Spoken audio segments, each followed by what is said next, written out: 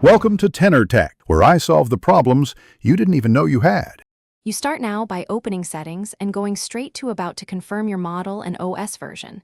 This matters because ad options vary by build. Once done, make sure you back up critical data and plug into power if below 50%. Next, navigate to Apps or the Ads section. Do not pause. You need to see the app list and permissions immediately so you can identify advertising services, system apps, or carrier bloat that generate pop-ups.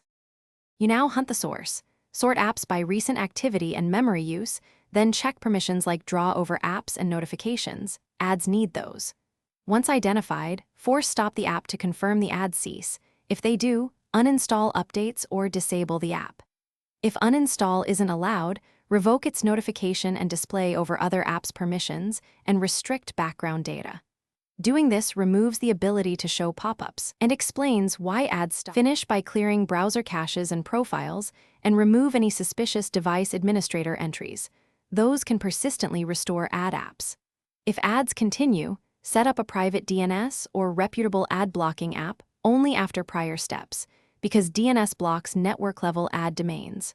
Restart the device and monitor.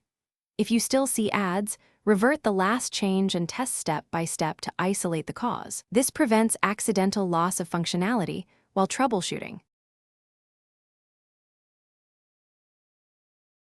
Thanks for watching. Subscribe to keep your life in tune.